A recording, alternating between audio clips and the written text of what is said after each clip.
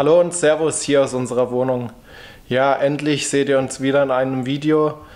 Wenn ihr rausschaut, endlich tolles Wetter. Für uns heißt das, endlich mal wieder wandern.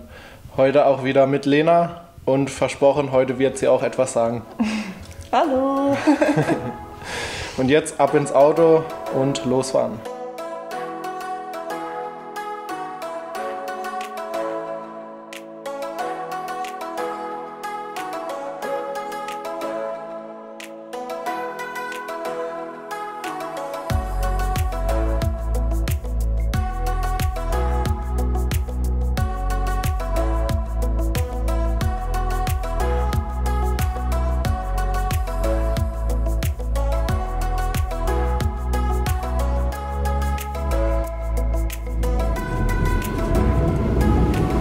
Wir wohnen in der Nähe von Offenburg, zwischen den Vogesen und dem Schwarzwald, und so haben wir ganz viele Wandergebiete und zu einem von diesen werden wir auch heute fahren, und zwar fahren wir heute an Offenburg vorbei, Richtung Gengenbach, an Gengenbach vorbei, und dort gibt es einen wunderschönen Wanderpfad zum Lothar-Denkmal hoch mit einem Mooskopfturm noch.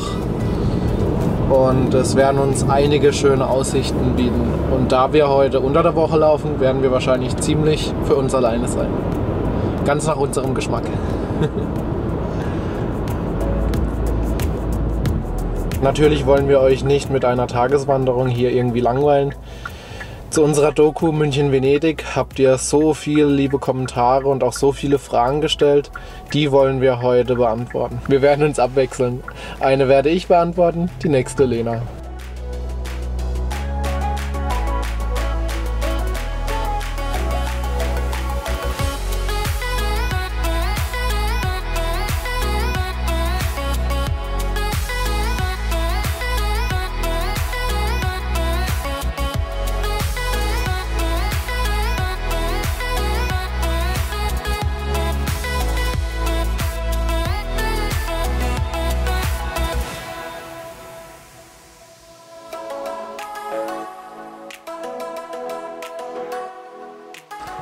Und los geht's.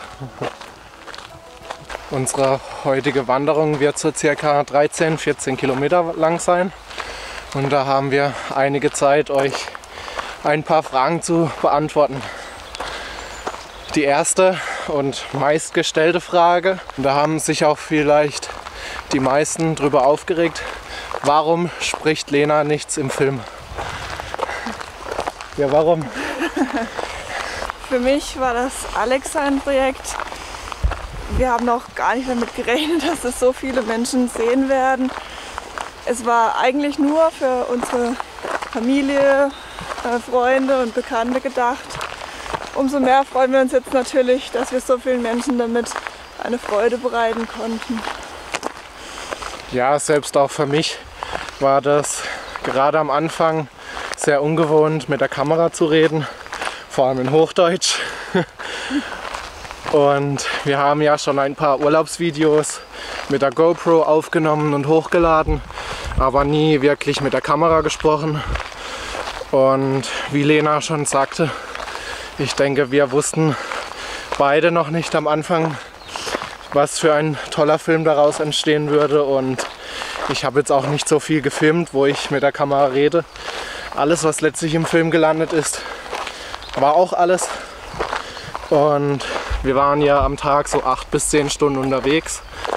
Und so viel habe ich mit der Kamera gar nicht geredet, sondern immer noch mehr mit Lena. Oder? Ja. Aber im Film kommt es natürlich so rüber, als würde sie gar nichts sprechen. So einen Moment hatten wir von München-Venedig nie. Entweder war es zu Beginn schon warm oder die ganze Etappe über kalt.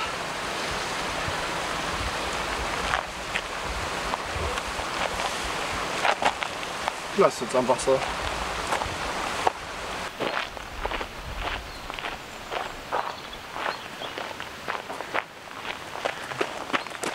Wie ich es vermisst habe. Wie sind wir von Venedig wieder nach Hause gekommen? Wir sind in Venedig mit dem Flixbus gestartet und nach Freiburg gefahren. und von dort aus mit dem Zug dann nach Lahr und von dort wurden wir abgeholt. Genau, von meinem Papa.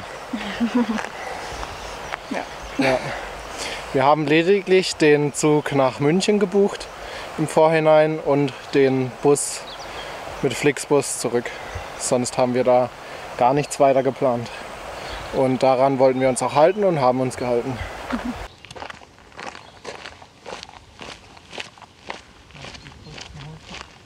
Warum hast du mir keinen Heiratsantrag in Venedig gestellt? Ja, ich muss ehrlich sagen, den Gedanken hatte ich im Vorhinein schon, dass es irgendwie der perfekte Zeitpunkt wäre. Und so am zweiten Tag habe ich mir auch so ein bisschen Gedanken gemacht, wie könnte ich denn die Doku zusammenschneiden und wie kann das Ganze in Venedig enden. Und ich muss zugeben, vom Film her wäre das perfekte Ende gewesen, ein Heiratsantrag. Aber mal ganz ehrlich, es hätte zu dem Zeitpunkt überhaupt nicht gepasst. Die Spannung ist abgefallen, als wir am Meer waren. Und das Gefühl des Ankommens. Und kaum waren wir in Venedig, kam sofort das Touri-Gefühl. Überall waren Menschen, es war wuselig, wir mussten unser Hostel finden.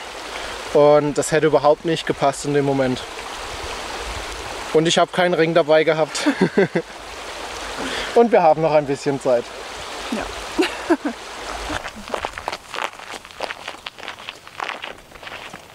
Hattet ihr Probleme mit Höhenangst? Also ich habe generell keine Höhenangst, mir macht die Höhe nichts aus. Ich habe ein bisschen, aber mir hat es dort unterwegs eigentlich kaum was ausgemacht. Lena hat ab und zu gesagt, ja, da war schon eine Stelle, die war sehr gefährlich. Mir ist das kaum aufgefallen. So ab 10, 15 Kilometer schaltet auch je nachdem der Kopf aus. Und man läuft einfach. Und an vielen Stellen gibt es auch Halterungen, an denen man sich festhalten kann. Die Frage aller Fragen, hattet ihr in Venedig noch alle Zehennägel?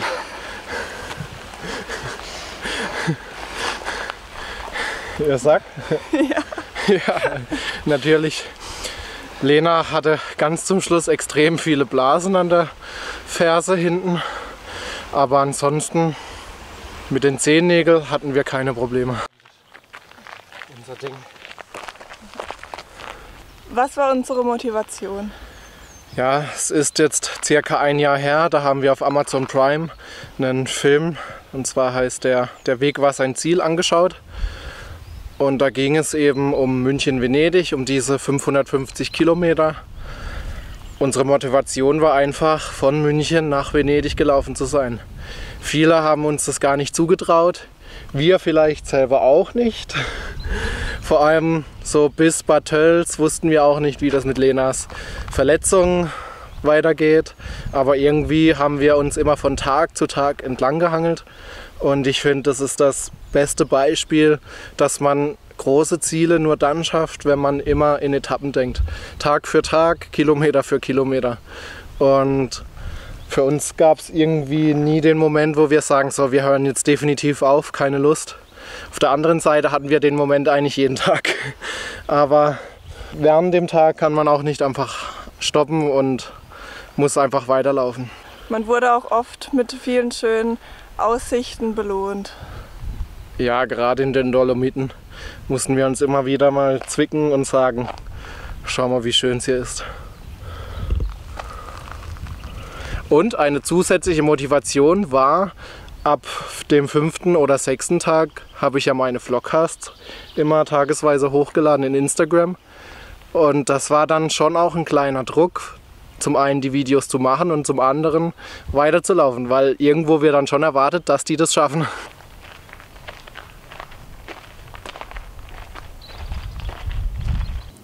Wie habt ihr die Routen gefunden? Also zum einen gibt es in Komoot eine München-Venedig Collection.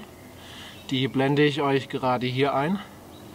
Da haben wir uns vor allem auch an den ersten Tagen entlang gehangelt.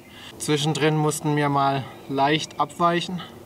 Und ansonsten hatten wir noch den Roter Wanderführer dabei. Da stehen viele weitere Informationen drin und der ist auch sehr gut geeignet. Und im Internet gibt es natürlich schon mindestens 2, 3 Homepages, die jede Etappe einzeln nochmal beschreibt. Wo sind wir aufs Klo? Ja, im Wald natürlich. Und morgen und abends konnten wir ohne Probleme in den Hütten aufs Klo gehen. Wann seid ihr gelaufen? Wir sind Ende Juli gestartet und Ende August angekommen. Es waren 29 Tage mit einem Pausentag. Der frühestmögliche Zeitpunkt wäre Anfang Juni gewesen, da dort erst die Hütten aufmachen. Ja, vor allem auch wegen Wetter. Also bis Mai, Juni kann definitiv noch Schnee liegen. Und selbst während unserer Reise in der Zeit hat es ja Mitte August auf einmal geschneit. Und in kurzen Teilen sieht man ja auch ein bisschen Schnee. Der war tatsächlich frisch, kam erst 2 Tage vorher runter.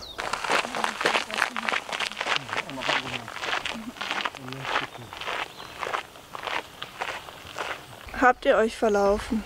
Also tatsächlich haben wir uns einmal aber richtig heftig verlaufen. Das war der Tag, wo wir insgesamt am Ende 37 Kilometer gelaufen sind, von Pian de Fontana nach Belluno. Und wir dachten eigentlich gar nicht, dass wir abkürzen, sondern dass der Weg so regulär durch den Wald geht. Aber der Wald wurde immer dichter und irgendwann haben wir gemerkt, hier gibt es gar keinen Weg mehr.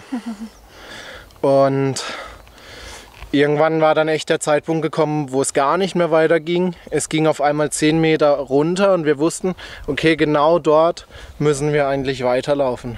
Und dann sind wir umgekehrt und mussten so 1 Kilometer nochmal bergab. Das heißt, wir sind vorher mühsam extra den Berg hochgelaufen und sind deswegen in Belluno nochmal 1 Stunde später oder so erst um 8:30 abends angekommen. Aber ansonsten haben wir uns nicht verlaufen. In den Dolomiten oder allgemein in den Alpen ist alles super beschildert und mit Komoot passt das eh. Habt ihr für die Wanderungen trainiert? Wie fit muss man sein? Wir haben viele Wanderungen bei uns in der Region gemacht, unter anderem über Ostern, 4 Tage am Stück, weil wir einfach schauen wollten, wie es ist, jeden Tag aufs Neue loszulaufen morgens. Dann haben wir noch eine 2-Tages-Wandertour gemacht. Dort haben wir auf einer Hütte übernachtet. Ansonsten sind wir jeden 2. Tag ins Fitnessstudio gegangen und haben unsere Muskulatur gestärkt. Kniebeugen gemacht. Genau. Ja, und oft kommt auch die Frage, wie erkenne ich irgendwo selber, dass ich für sowas fit genug bin? Die Antwort muss jeder für sich selber wissen, meiner Meinung nach. Ich würde eben sagen, wenn man 4 Tage hintereinander 15 Kilometer laufen kann, ohne Probleme, kaum Muskelkater hat, dann sollte man vom Körper einigermaßen so weit sein.